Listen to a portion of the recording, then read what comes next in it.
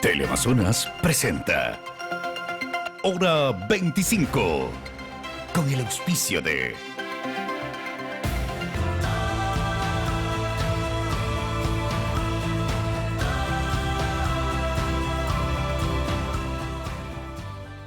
Conocimientos y habilidades te esperan aquí en Uniandes, la universidad que forma a médicos con una nueva visión.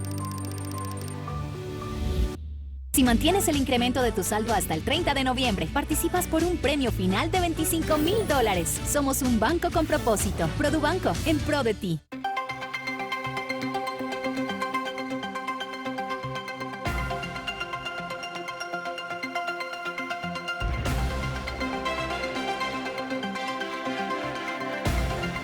Saludos cordiales, buenas noches, gracias por acompañarnos. Este es el programa Hora 25. Fue promulgado el decreto 571, mediante el cual se dispone la reestructuración del Consejo Directivo del IES. El esquema anterior permitió que los integrantes del actual Consejo permanezcan hasta 10 años en esa función. Pero el problema de la seguridad social en el Ecuador es más profundo, va más allá. Las preguntas e incertidumbres tienen que ver con el Fondo de Salud, por ejemplo, con la deuda del Estado al IES, los años de aporte y la edad para la jubilación, la gobernabilidad del IES, la plena autonomía y las inversiones que se hacen con los dineros de los afiliados son algunas de esas inquietudes. Saludamos a nuestros panelistas aquí en el estudio central de Teleamazonas. Agradezco la participación de Carlos Loaiza, presidente de la Cámara de Comercio de Quito. Nos acompaña Gladys Palán. Ella es integrante de la Mesa de Estudio de la Seguridad Social. Doy la bienvenida a Elisa Lanas. Ella es profesora, docente universitaria, especialista en Derecho del Trabajo y Seguridad Social. Henry Llanes está con nosotros. Él es integrante de la Asociación de Afiliados, Jubilados y Pensionistas del IES. Estamos listos para el panel. Vamos a dar la palabra a Belén. Hola Andrés, amigos, gracias por seguir en nuestra sintonía. El Instituto Ecuatoriano de Seguridad Social atraviesa desde hace años una compleja situación que responde a que ha sido manejado de forma política y no técnica. Frente a ello, el presidente Guillermo Lasso firmó el pasado lunes, como lo mencionabas, Andrés, del decreto ejecutivo 571, con el cual reforma el reglamento de la Ley de Seguridad Social. Escuchemos justamente las declaraciones del primer mandatario. No podemos permitir que una institución tan emblemática continúe funcionando infectada por la politiquería y la corrupción. Quienes han cumplido su tiempo deben retirarse y esperamos las nuevas designaciones en un plazo no mayor a 15 días. Con esto, el presidente se refería a la falta de alternancia de los vocales del Consejo Directivo del IES. Este Consejo Directivo está conformado por un delegado del Ejecutivo, un delegado de los afiliados y uno de los empleadores. Estos dos últimos, precisamente, han permanecido por varios años en estos cargos, pese a que la ley dispone que su permanencia sea de solo 4 años. ¿Pero de quién estamos hablando? Vamos a ver. Luis Clavijo es el representante de los afiliados y su accionar no ha estado exento de críticas, pues en 2015, cuando Richard Espinosa era presidente del directorio del IES, junto con la firma de Clavijo, se aprobó la resolución CD 501. Este documento estableció una nueva tabla de distribución de los aportes que hacen cada mes los afiliados a los fondos que maneja el IES. Así, el aporte de pensiones bajó del 9,44% al 5,76%. Este descuento causó una pérdida de más de $2,000 millones.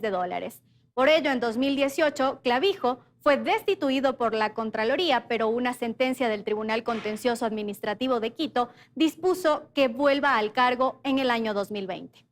Ahora vamos a ver quién es el representante de los empleadores. Se trata de César Rodríguez, quien fue cuestionado últimamente por las declaraciones que dio en las que manifestó que el Fondo de Salud del IES solo contaba con 20 millones de dólares para un mes más y que estaba completamente quebrado. Esto frente a los más de 1.700 millones que le debe el sector empresarial al IES. Además, hay denuncias en su contra por parte de exfuncionarios que sostienen que él participa activamente en la gestión administrativa del Hospital Teodoro Maldonado Carbo, pese a que eso no es parte de sus competencias.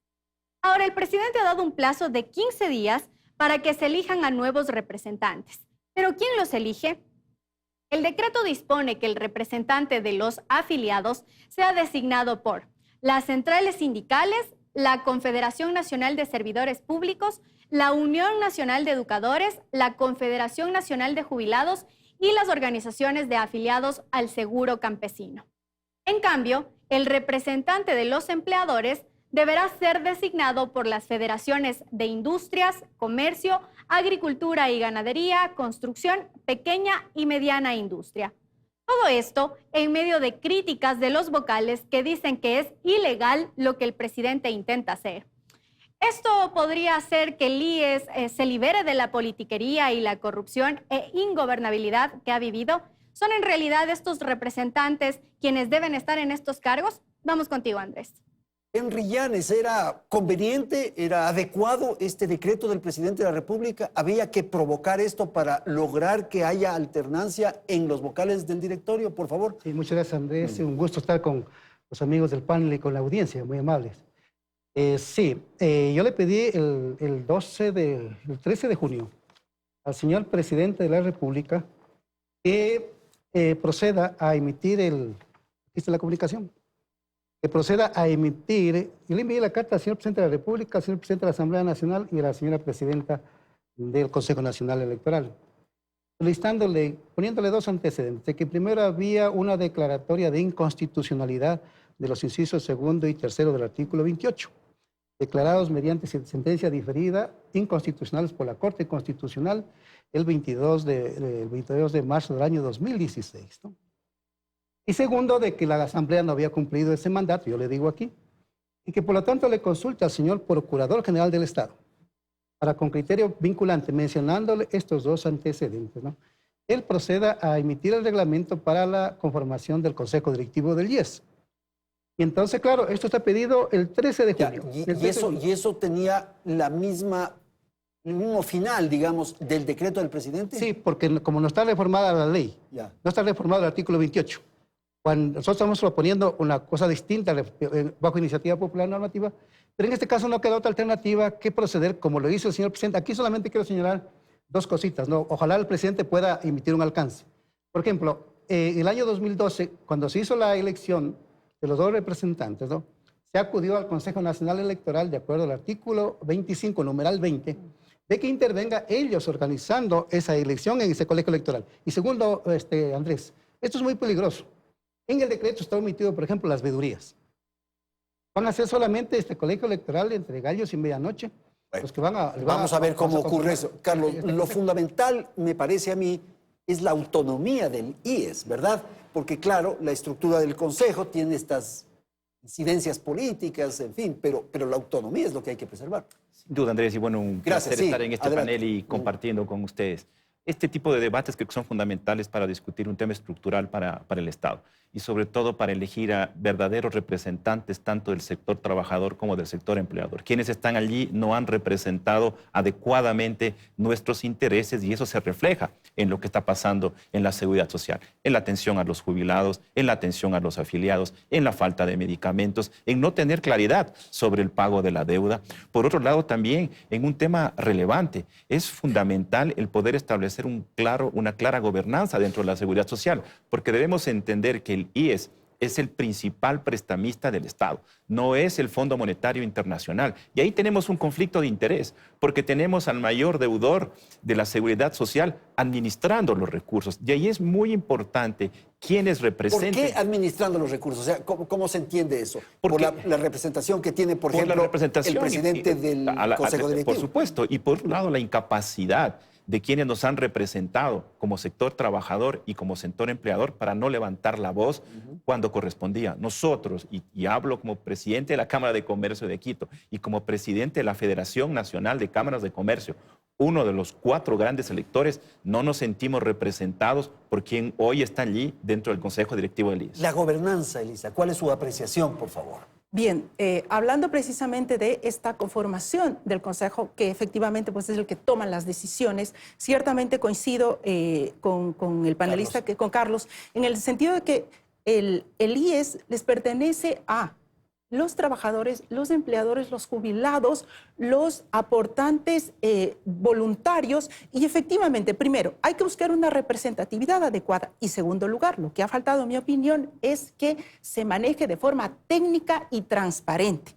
Todos sabemos que las decisiones, como las que nos comentaban al iniciar el programa, tan importantes como que se cambió el porcentaje que primero, que era mayoritario, ¿no?, de los aportes al seguro de pensiones, se alteró eso y ahora, durante unos años, el mayor porcentaje fue a salud, con lo cual hoy tenemos desfondado el Fondo de Salud y el Fondo de Pensiones. Es gravísimo. Elisa, este Consejo Directivo debe definir qué roles, o sea, qué tareas tiene para entender bien. El Consejo Directivo toma las decisiones, las decisiones macro. La política en general del IES. Efectivamente, dice, así se hacen las cosas y no quien finalmente es el que lo realiza, lo ejecuta, es el presidente, ¿no? Pero fíjense, el presidente de este organismo, ¿no? Pero fíjense ustedes, qué importante es que sea la elección, ¿no es cierto?, de una representatividad adecuada, y en eso coincido plenamente también con Henry, en la medida en la que varios colectivos no se han sentido,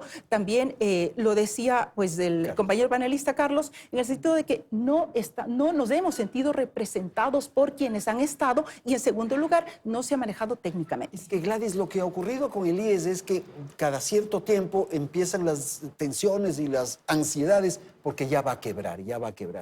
Y claro, la metida política, el ingrediente político en la gestión, por favor. Primero, gracias por la invitación a este panel. En segundo lugar, sobre el decreto. Me parece que es una medida, de alguna manera, que hace factible una mejor gobernabilidad del Instituto Ecuatoriano de Seguridad Social al tener que superar problemas de la conformación del Consejo Directivo, que es el órgano mayor de la gobernabilidad del IES. Este Consejo Directivo tiene 2 funciones sustanciales. El primero es la política general para que la administración administre los recursos y todo lo que las competencias que tiene.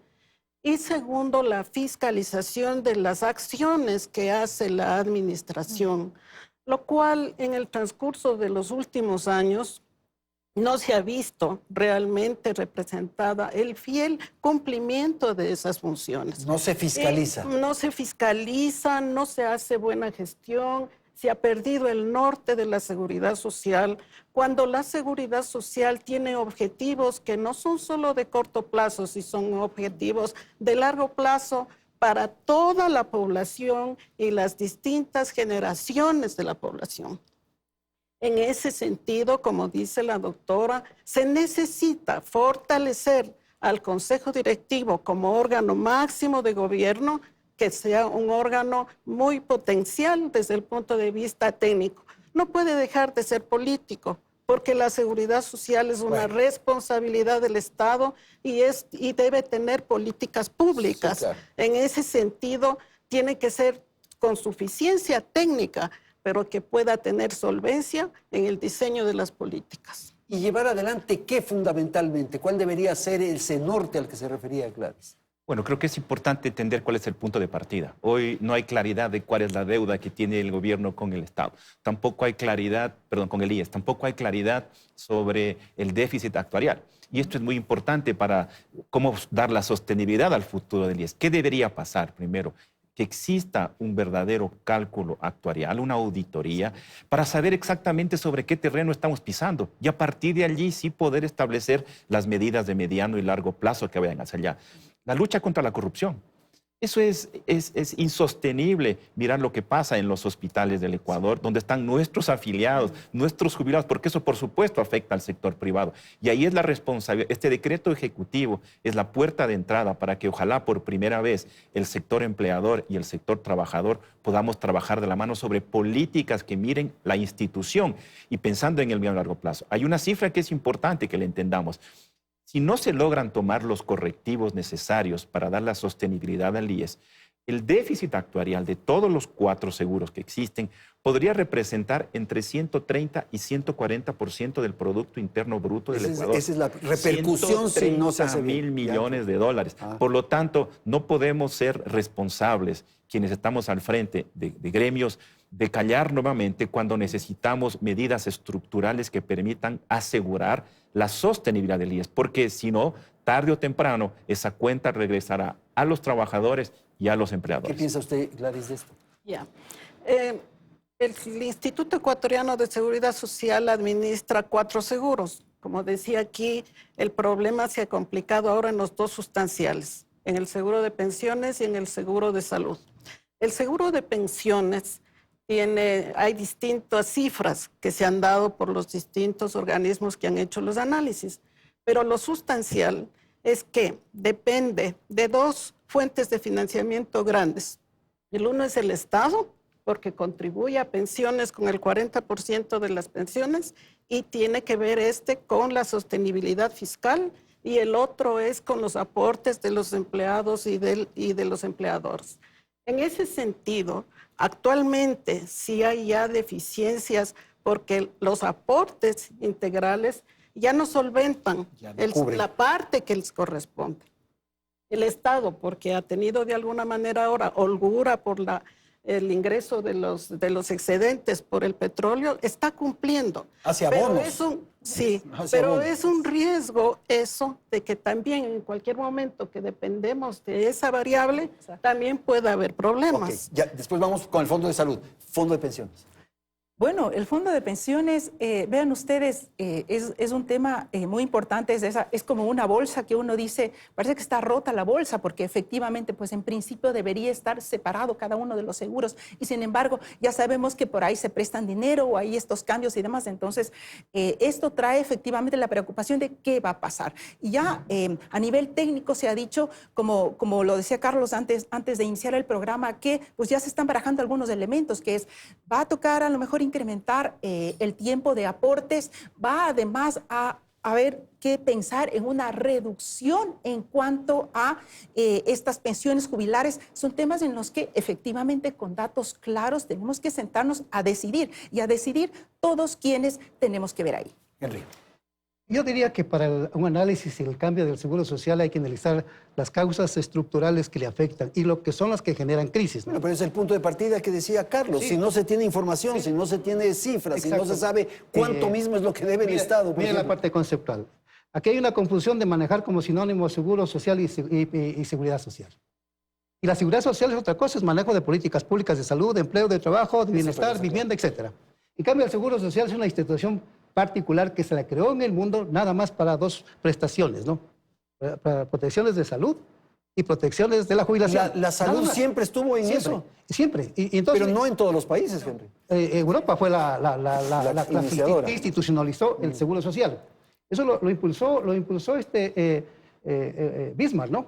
Y fue el seguro social surgió en la fábrica, en las relaciones obrero-patronales, ¿ya? Para proteger la salud y la jubilación. No estoy muy seguro. ¿Usted qué cree? ¿La salud estuvo en la seguridad social desde el principio? ¿En el concepto? No. En el mundo entero hay diversidades de modelos de seguridad social. Hay seguros que tienen pensiones y salud. Hay otros seguros que eminentemente son pensiones. Solo pensiones. Y además, la seguridad social tiene 2 grandes campos. El uno es el campo contributivo, a donde está este tema del seguro social, y el otro es el no contributivo. Pero todos tienen derecho a un plan de protección social para la vejez, la salud y el cuidado de la dependencia. Perdón, te interrumpí. Nuestro caso surgió, hay trabajos sociológicos hechos en la propia España, Inglaterra, de que en el caso del Seguro Social en Alemania, en Prusia, surgió para la salud, porque se morían los trabajadores, se enfermaban los trabajadores. ¿Y qué hace el Sistema Nacional de Salud? El Sistema Estatal de Salud. Es política pública. Y entonces aquí hay una confusión que se la tiene mezclado. Entonces, ¿qué sucede? Que a nosotros nos han responsabilizado del manejo de políticas sociales, de políticas públicas, de políticas de salud, que no nos corresponde. Y entonces sucede que a nosotros en el Ecuador, el Seguro Social en principio surgió para la jubilación, el año 1923, con la ley de jubilación, 1923, es verdad. ¿Cuándo se incorporó la salud? 1935, eso es verdad. Pero de ahí para adelante ya venimos caminando con las dos prestaciones. Y sucede, Andrés, y a la opinión pública, que es lo que me interesa a mí decirle. Sucede que esas dos prestaciones, como las de riesgos del trabajo, fueron creadas en función de la definición de un cálculo actuarial, del pago de una prima mensual. ¿Para qué? Para financiar estas prestaciones. Porque, Andrés, tú le sacas $1 a esta prima mensual, lo estás descapitalizando. ¿Y qué han hecho? Aquí tengo, querido Andrés. Sucede que con fecha 30 de septiembre, no sé si está la cámara aquí, pues la tengo acá. Acá Sí. ahí está bien. Ahí está. Ya. Mira que las autoridades del Seguro Social dice que el Estado, por haber tomado dinero del fondo de pensiones, ¿no?, del fondo de salud para financiar otras prestaciones, o sea, nosotros nos responsabilizaron de políticas públicas que no nos corresponden. 8.175 millones de dólares, que creo yo que a diciembre de este año eso llegará a 9.000 millones de dólares, ¿no? Y sucede que aquí se viola la ley.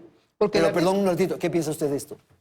Ese uso de esos recursos. Este manejo es que es todavía totalmente antitécnico, es ilegal y es inmoral, ¿no? A todo punto de vista, efectivamente. Y yo creo que esto nos lleva a pensar, el punto que decía Henry, efectivamente, ¿no? Y lo que Andrés estaba metiendo, el tema de, es necesario que salud y pensiones esté allí. Muchos países efectivamente iniciaron así, pero han dicho no, vamos a dejar solamente pensiones precisamente por la necesidad de cuidar a nuestros ciudadanos mayores y vamos a dejar salud efectivamente para el Sistema Nacional de Salud. Y es algo que también tendremos que debatir, ¿no? Para ver si es que fortalecemos lo uno y lo otro. Carlos, sobre esto rápidamente y vamos a ir a un corte, ¿sí? Yo creo que ese es el tipo de definición estructural que necesitamos. Eso es lo que se Ahí necesita. está la discusión. Claro, Yo creo que tenemos hoy la oportunidad, insisto, como los 2/3 de la gobernanza del IES, el sector empleador y el sector de los trabajadores, de plantear propuestas institucionales, ya no de un gobierno de turno, porque si no lo hacemos ahora, pues creo que el escenario se vuelve muy complejo. El problema es que hay que ir a legislación, a normas, y ahí vamos a tener problemas, a leyes. Pero el momento de que nuestros representantes estén orientados hacia una agenda que proteja la institucionalidad, que definamos claramente, ese es un camino ya para poder impulsar estas reformas. Tenemos que ir a la publicidad en un instante. Seguimos aquí en Hora 25.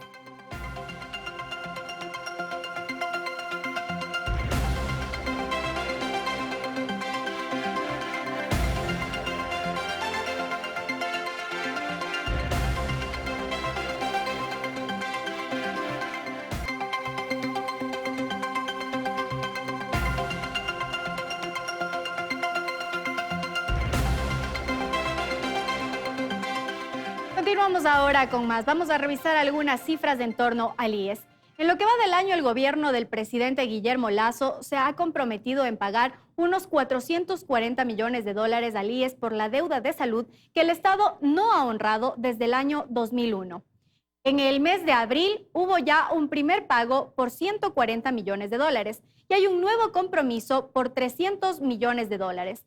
No obstante, la deuda con el IES es gigantesca y pone en riesgo su operatividad e incluso sus responsabilidades con afiliados, jubilados y prestadores de servicios externos. Según cifras que pudimos recabar, al 31 de julio de este año, la deuda total del Estado al IES sumaba 8.531 millones de dólares. De este monto, 4.662 millones de dólares corresponden justamente a la deuda de salud, 2.790 millones por pensiones y 378 millones por el seguro campesino.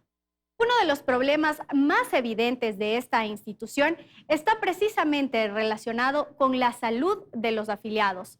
Estos denuncian a diario la falta de medicinas, el retraso en operaciones y los prestadores externos incluso amenazan con ya no brindar el servicio si no reciben el pago que el IES les adeuda. Y es que el Fondo de Salud no alcanza para tanta gente. El IES debe atender a más de las enfermedades de sus afiliados, las de sus hijos menores de 18 años y también las de los jubilados, en un país en donde la atención médica es reactiva y no preventiva. Otro problema es el fondo de pensiones, que según algunos analistas tiene fondos solo para 7 años más. Por lo que hay quienes proponen, como ya se mencionaba en el bloque anterior, aumentar el monto de aportaciones o incrementar la edad de jubilación frente a una expectativa de vida que es mayor en el país. Estos son solo algunos datos frente a la situación del IES. ¿Qué podemos esperar en los próximos años? ¿Qué decir también sobre la fuerza que cada vez más toman los fondos privados de aportaciones? ¿Cómo recuperar una institución tan relevante para el país? Vamos contigo, Andrés. Bien, tenemos algunos temas en agenda que acaba de proponer Belén y quisiera dar una ronda rápida de intervención sobre deuda del Estado con el IES. Por favor, Carlos. Bueno, creo que es un problema estructural y a eso me refiero, que tiene que haber, ahí hay un conflicto de interés y el Consejo Directivo tiene una gran responsabilidad. Primero, en determinar cuál es el valor real de esa deuda. Y segundo, en establecer un cronograma, un compromiso real de pago de esa deuda, porque si eso no se da, efectivamente los fondos, los 4 diferentes fondos, no tendrán capacidad de hacerlo. Y el otro es el tema de empleo. ¿Por qué digo empleo? Porque la seguridad social es un tema piramidal. Tú debes tener la cantidad suficiente de afiliados que permitan fondear a los jubilados. Y ahí tenemos un problema. En la medida de que no estamos generando la cantidad suficiente de afiliados, esta pirámide se reduce y no es suficiente para poder fondear a los jubilados. Entonces necesitamos fomentar empleo joven adecuado que permita justamente el poder fondear la institución. Y luego de eso sí discutir otro tipo de medidas. Pero si generaríamos el empleo adecuado, probablemente podríamos resolver una buena parte de los problemas de la seguridad social. Deuda, Gladys, deuda del Estado al IES, por favor. Sí, yo quisiera solamente complementar el tema de pensiones en el sentido de que es necesario para considerar, como dice acá, el tema del empleo, el hecho de hacer sostenible, hacer un cambio y una reforma que actualice el sistema a las nuevas condiciones que tiene el país demográficas, porque hay un fenómeno demográfico en el tema de pensiones por el envejecimiento de la población que es más costoso en el tiempo. Porque un jubilado anteriormente vivía 10 años y ahora en promedio vive 20, 25 años. Entonces, en ese sentido, para el largo plazo, hay que hacer cambios que se vayan adecuando a esa nueva realidad demográfica. En segundo lugar, para el tema salud. En el tema salud hay 2 problemas sustanciales. El primero es el referente a la falta del cumplimiento del pago por parte del Estado de la atención a los jubilados y la gestión por parte del IES desde que se creó la ley del 2001 y que obligaba al Estado a pagar las atenciones médicas de los jubilados porque no tenían financiamiento y el fondo también para enfermedades catastróficas. ¿Qué es lo que pasó? Que en la primera etapa que tuvo el IES, que pudo acumular recursos, entonces pues llegó un fondo de pensiones a cierto nivel y le facilitaron al seguro de salud, entregándole lo que decían aquí los aportes hacia el seguro de salud, sin hacer la gestión debida para cobrar al Estado las atenciones a los jubilados y crear el fondo de atenciones catastróficas. Ok, gracias. De otro problemita es que se ha ido extendiendo, porque ahí vienen las confusiones desde el punto de vista de la política, es que se ha ido confundiendo el sistema contributivo al no contributivo. Y entonces se han extendido las prestaciones a personas no contributivas, como es el caso de los hijos menores de 18 años, sin ningún tipo de financiamiento, lo cual le afectó también al tema de pensiones. Ok, gracias. Está unido ya fondos de pensiones y fondos de salud. Así Desarrolle, es. por favor. Muy bien. Efectivamente, hablando de la deuda que tiene el Estado, hay una deuda, todos sabemos, queremos saber efectivamente a cuánto asciende y queremos efectivamente que se establezca un cronograma de pagos, ¿no es cierto?, que sea coherente, que sea real, porque lo más frustrante es que nos digan vamos a pagar y luego no se pague. Eso en primer lugar. Pero coincido plenamente con Carlos con que no es suficiente, con que, es decir, hay que pagar y eso seguramente aliviará mucho las finanzas del instituto, pero además hay que pensar a futuro, como decía la compañera, y eso tiene que ver con ¿qué? Con ampliar efectivamente la base de los contribuyentes. Y aquí yo voy a meter un tema que no se me ha pedido, pero para mí es muy, muy importante, y es lograr ¿no es cierto?, cooptar el interés de la gente joven, que hoy por hoy no está interesada, porque el IES está lamentablemente muy venido a menos. Y por otro lado, ¿sí?, hay que lograr la afiliación de esa gran, importante masa de trabajadores autónomos que por ley deberían aportar y que lamentablemente no lo hacen porque no se ha encontrado una política adecuada para que haya que son alrededor de 6 millones de ecuatorianos que están en ese desempleo, subempleo. Así es. En fin, vamos a volver, yo voy con usted enseguida para lo del Fondo de Salud. Demos la palabra a Henry. Fondo de Salud, por Fondo de Salud. Un ejemplo muy claro. El director general del IES, en febrero del año 2020, él dijo, en el Seguro Social, en el 2019, se atendieron en los hospitales del Seguro Social a 9 millones de personas. Y de las 9 millones de personas, está grabado en la Asamblea, y de los 9 millones de las personas, solo 3 millones pagaron sus aportes. ¿Te das cuenta? 6 millones de personas se benefician de aportes solo de 3 millones, para entender rápido. Sacando la plata de los afiliados, porque aquí sucede que aquí hay factores estructurales. Por ejemplo, el Estado no transfiere. Yo tengo un estudio donde lo demuestro, que el Estado siempre, nunca cumplió la ley. Nunca transfirió los montos que se dijo. Yo, desde el 51 le tengo yo hecho el seguimiento. Tengo publicado un libro. Y sucede que el Estado le viene impactando al Seguro Social en 2 cosas. Le genera lucro cesante. Porque al sacarle 8.175 millones para atender otras prestaciones, mira, para que el Seguro Social campesino, 727 millones de dólares para pagar la pensión de los jubilados del Seguro Social Campesino. Y violando el artículo 122 de la ley, que le dice, aquí tengo la ley 122.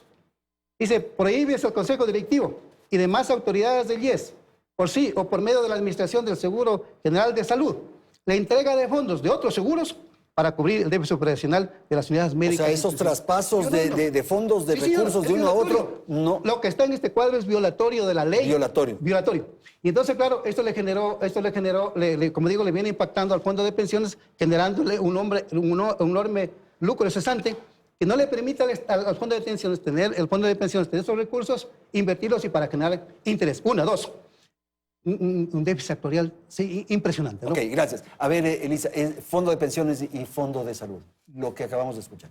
Sí, precisamente, pues siguiendo la línea de Henry, efectivamente, ¿no? Vemos allí esta deuda, ¿no?, que está pesando muchísimo, que está afectando efectivamente el que tengamos claridad, ¿no es cierto? Digamos, a ver, ¿con cuánto vamos a contar? Pero una interrupción chiquita, Sí. Hay sectores privados, de aportes, que tampoco, hay una cartera de alrededor de 1.200 millones. Sí, o sea, no solamente es del Estado, ¿ah? No solamente es y el IES no es un buen cobrador, me parece. Bueno, yo creo que ha mejorado estos años, ¿sí? Yo creo que de alguna manera pues ha mejorado, establece unas políticas que son interesantes, ¿no?, que es la condonación de los intereses y demás. Pero bueno, sabemos que el principal deudor evidentemente es el Estado. Y hay que, nuevamente, ¿no es cierto?, hay que saber, ¿no es cierto?, primero cuánto es, luego hay que tener claridad respecto de cómo se va a entregar ese dinero y a partir de allí decir, muy bien, estamos con esto y ahora cómo vamos a sostener el sistema y cómo vamos a ampliar, porque lo que decía Henry hace un momento es súper importante, ¿no es cierto? Nosotros estamos hablando del IES como una institución en la que, me permito decir, estamos nosotros y por tanto estamos pensando en cómo vamos a dividir un pastel pequeño cuando una gran mayoría de la población está fuera del pastel. Entonces, la tarea no es solamente fondear, que es muy importante, ¿no es cierto?, asegurar esos fondos tanto en salud como en pensiones. Pero, en mi opinión, otro tema que es tremendamente importante es cómo logramos la protección social que está contemplada en la Constitución y que es una obligación del Estado para todos los ecuatorianos y las ecuatorianas que lamentablemente no están cubiertos. Gladys, las ideas que se están pensando, que se debaten, que se discuten, tienen que ver con la edad de jubilación, aumentar la edad de jubilación. Otro es el tema de los aportes para los décimos, por ejemplo, que sí se benefician los jubilados, pero en el transcurso del tiempo no aportan los afiliados. ¿Ese tipo de iniciativas, de propuestas, cree usted que van en la línea correcta? Sí, desde el punto de vista del financiamiento, toda fuente sea bienvenida para garantizar los beneficios. Y más si no se está cotizando sobre esos potenciales beneficios en la vida activa. Porque en el sistema de pensiones hay que asegurar los capitales necesarios que se necesitan para cubrir las prestaciones cuando se está trabajando y cuando se está aportando. Entonces, eso no ha hecho el Ecuador. Imagínense ustedes que si ahorita se paga de pensiones 4.500 millones al año, El IES no tiene constituidas las reservas totales de esas pensiones futuras de los 4.500 millones o sea, de dólares. el pagar la jubilación le cuesta al IES, o significa al IES 4.500 millones de dólares al año. Y deberían estar entrando por algún lado. 4.500 en un sistema de financiamiento que se llama de reparto. Sí, claro. Está repartiendo lo que está ingresando en esa bolsa común, como decía aquí. Ajá. Y lo mismo en salud. En salud se gasta 2.200 millones de dólares e ingresan 1.600 millones de dólares. Ahí hay déficit ya este año. Por eso son los problemas de las faltas de provisión de los medicamentos y de los servicios. Y el otro tema, cómo faltando recursos también se contratan prestadores externos, ¿en base de qué? ¿Qué productividad existe? Perdón, Gladys, ¿y las inversiones que hace el IES con esos dineros pueden servir para cubrir esto o no son suficientes? Actualmente hay una institución ajena al IES, que es el BIES, que administra las inversiones y ejecuta las inversiones, maneja un capital de 21.000 millones de dólares, donde 10.000 millones de dólares es de cesantía, que es la otra prestación. Esa prestación sí tiene cuenta individual del afiliado y sabe lo que tiene y sabe lo que está invertido. Así debería ser todo, ¿no? Así debería ser todo. Tiene fondos de reserva que también le pinta al afiliado cuánto tiene y así debería mostrarse al afiliado transparentemente. Pero de pensiones tiene ahora 6.000 millones, cerca de 6.000 millones. Entonces, de lo que teníamos al 2015, 9.000 millones, ahora hay como 6.000 millones. Carlos, es interesante esto, le da claridad de lo que está ocurriendo. Ese es el tamaño del problema que tenemos. Ese es el tamaño. Y de ahí la necesidad de que esta oportunidad de poder elegir representantes nuevos que representen no los intereses del gobierno de turno, porque es un tema institucional. Porque si tenemos 4.000 y pico de millones, que es lo que ingresa por año, imagínate lo que tú decías, si esos recursos están invertidos para generación de empleo, para promoción de pequeñas y medianas empresas, para el desarrollo productivo del país, en inversiones que generen rendimientos que permitan asegurar esas obligaciones de mediano y largo plazo, ese es el tipo de directriz que desde el Consejo Directivo debe darse. Como el IES tiene dinero, porque hay que decir que tiene dinero, ese debería ser una especie de motorcito para el país en su conjunto. No para financiar el déficit fiscal del gobierno. Pero la seguridad social es una fuente de recursos para el desarrollo económico de los países. Siempre fue pensado así. Así debería ser. Y siempre el ahorro de largo plazo, que se llama ahorro previsional, es con ese sentido en todo el mundo, que ahora todo el mundo también tiene el problema del envejecimiento, de las condiciones de salud. Entonces también hay que pensar en cómo tiene que irse dinamizando ese sistema. Claro, pero a ver, el problema del Ecuador es que en la misma institución del seguro social obligatorio está el seguro social campesino. Es un seguro que para poder cumplir con las prestaciones... Perdón, ¿tú crees que debe ser separado? Separado, y requiere de la subvención del Estado. En la misma institución del seguro social obligatorio están en la atención médica para jefas de hogar, que no son afiliadas al IES. Están allí la atención médica para personas que sufren discapacidades que no están afiliadas al IES. Están allí las personas que sufren enfermedades catastróficas que no son afiliadas al IES. Y solo en enfermedades catastróficas el seguro gasta más de 1.000 millones de dólares anuales. Entonces sucede que esas son las causas estructurales. ¿Cuál es más? El que el Estado no paga sus transferencias. El que el Estado le debe, como lo que acabo de mencionar. Y aquí ya le dice la superintendente de bancos, le dijo en el 22 de julio del año 2020, miren que se necesitaba, les dice a los señores del seguro, miren, se necesita para pagar pensiones 4.832 millones de dólares y solo tenemos 3.000 millones. Hay un déficit de 943 millones de dólares. Vamos con el Fondo de Salud. En el Fondo de Salud le dice la superintendencia a las autoridades del IES, en el año 2020, mira, para pagar pensiones, para financiar el Fondo de Salud, se requieren 2.023 millones de dólares y solo tienes 520 millones de dólares. Tienes un déficit de cerca de 500 millones de dólares. No se puede manejar así. Y finalmente, ahí, Carlos, porque ahora hay un empresariado, yo lo conozco a Carlos muchos años, un líder empresarial honesto y eficiente, ¿no?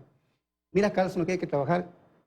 Dice que el IES, la hora publicó el año 2019, 1.200 millones de dólares le debe el sector empleador privado. Esto es verdad, la cartera que no cobra. Mira, Carlos, lo que dice el diario La Hora, que de los 1.200 millones de dólares son 300 millones incobrables. ¿Por qué son incobrables? Porque desaparecieron las empresas, porque murieron los accionistas y porque salieron los accionistas al exterior. La pregunta es, ¿quién pagó las prestaciones de los afiliados de esas empresas que no transfirieron sus obligaciones, nosotros los afiliados. Así es. Nosotros los trabajadores. Exacto, ¿no? Ni siquiera, o sea, nos descontaban, digamos. Claro. Y ahora, Carlos, ¿sabes cuánto dice que debe el sector empleador privado o los empleadores privados? 2.500 millones de dólares, nos dice el señor presidente de la Asociación de Afiliados de la Universidad Central. Esa es la cartera. Pero Carlos dijo algo muy importante. ¿Por qué, Andrés? Vamos al tema de gobierno, porque yo quisiera pedir a Carlos que por favor no le elijan a la señora Kenia Ramírez. Por favor, en representación de los empleadores. Yo creo que aquí es fundamental y quiero ser muy claro en lo que mencionaste al inicio. Hemos trabajado ya las federaciones, que somos los grandes electores. Entonces, quiero garantizar que quien sea el representante del sector privado no tendrá ningún conflicto de interés, ningún vínculo siendo empleado o colaboradora de administraciones anteriores, porque lo más importante es velar por los intereses de los trabajadores y de los empleadores. Si es que existen empresas que tienen deuda, no es el sector empleador, son empresas que están claramente identificadas y la ley está para todos, para cumplirla, pero tengan la seguridad desde el lado del sector empleador que elegiremos el mejor representante para el IES, no para el gobierno nacional, no para las mafias y no para la corrupción que existe dentro de la institución. Ok, tengo que ir a una pausa, vamos a volver en unos instantes para el tercer segmento de Hora 25.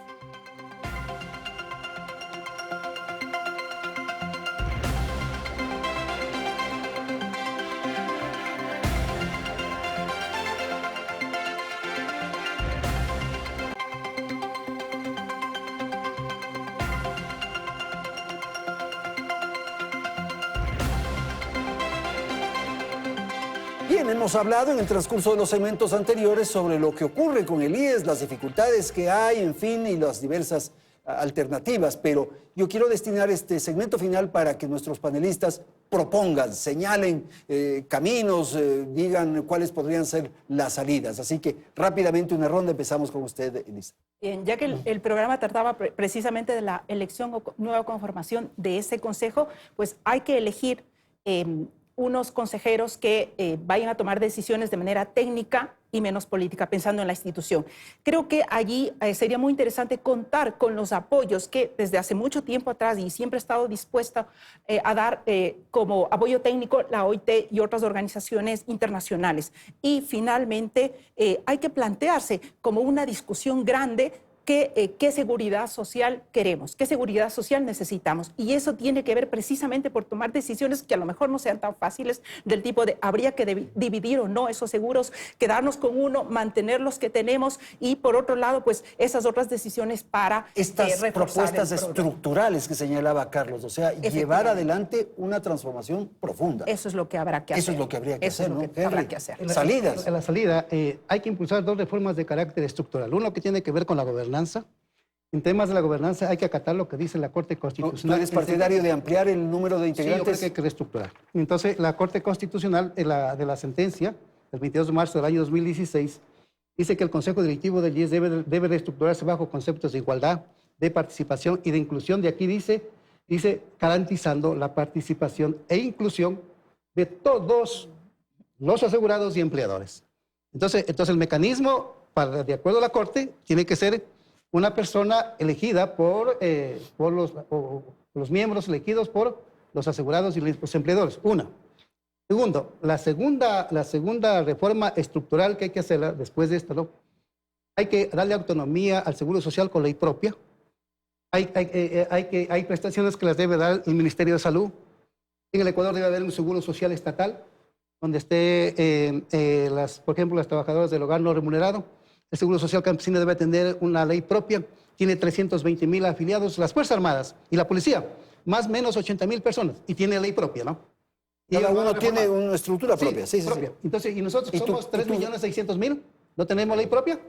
El Seguro Social Campesino no tiene ley propia, a pesar de que tiene 320,000 afiliados. O sea, ¿no? Debería haber un Seguro Social Campesino independiente. Y ahí viene lo final. Hay que hacer una reingeniería administrativa y financiera y de manejo de la salud. Hay que implementar una auditoría forense de las deudas del Estado, de los empleadores privados. Hay que implementar una auditoría forense al manejo de la salud, al manejo financiero. Solo con una auditoría forense manejada en estos ángulos, podemos saber qué mismo ha pasado. Tendremos con el manejo de los recursos, con los recursos de los trabajadores. Salidas, Gladys, por favor. Sí, en el corto plazo, creo que lo primerito que debería haber un acuerdo es entre el Estado y el IES sobre el tema de la deuda. Tendría que revisarse y hacer un flujo de pagos para justamente salvar un poco la transición en el tema de la salud.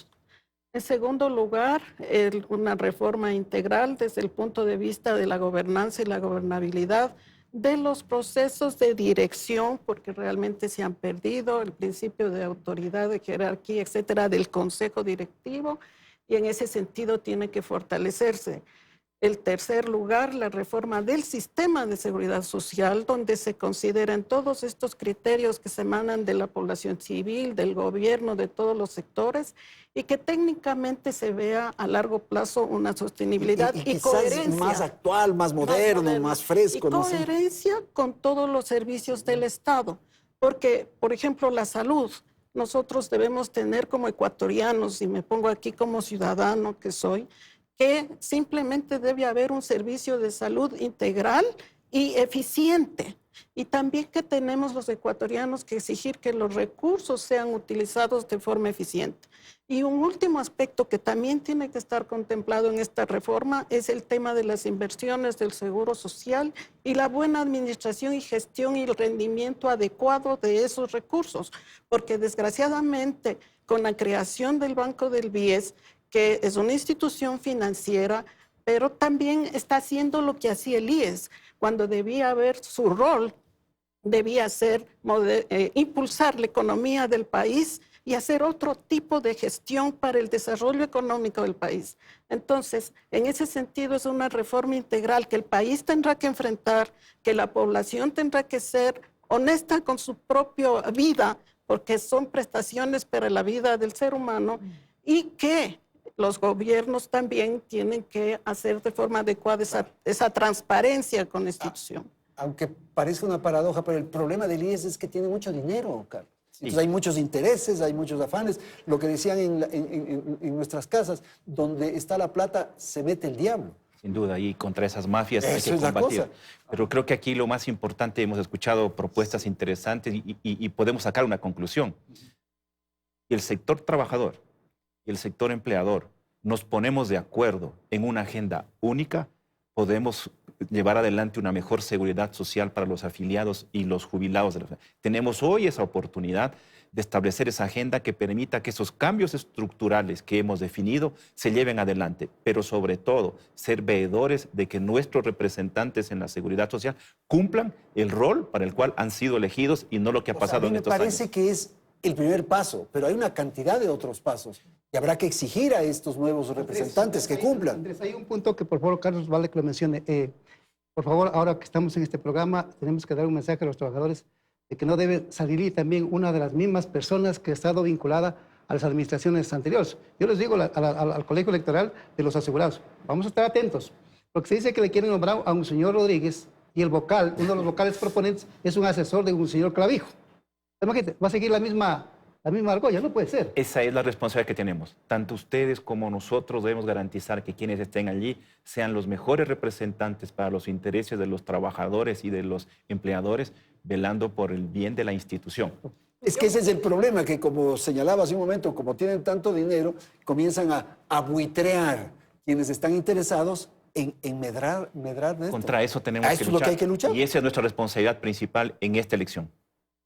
El producto final debe ser una nueva ley de seguridad social. Para lo cual se requiere un acuerdo de para lo cual se necesita un acuerdo de los distintos sectores. Pero es necesidad del Ecuador tener esa nueva ley.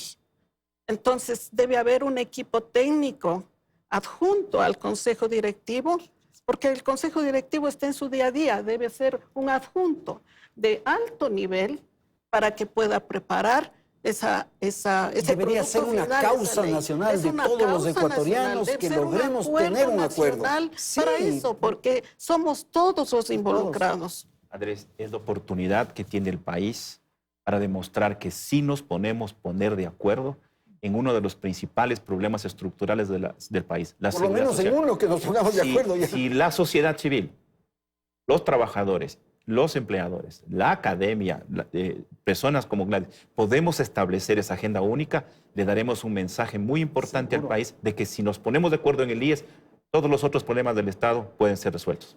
Rapidito, tenemos una última ronda, 30 segundos cada uno. A ver. Nosotros estamos impulsando la iniciativa popular normativa para reformar la Ley de Seguridad Social, para recomponer el artículo 28. Que sea la oportunidad para invitar a todos, que se abra el debate en torno a eso. Y lo que dice Gladys, por ejemplo, crear una comisión especializada para que plantee la reforma estructural. Así que en estamos abiertos. Por favor.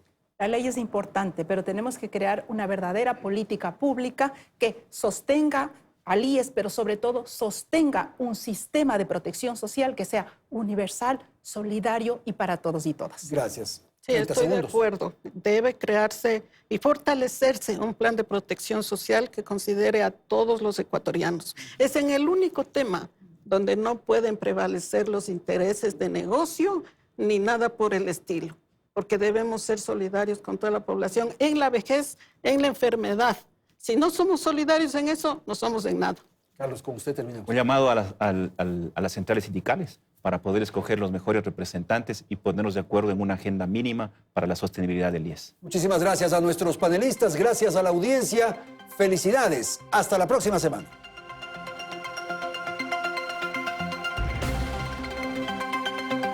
Teleamazonas presentó Hora 25 con el auspicio de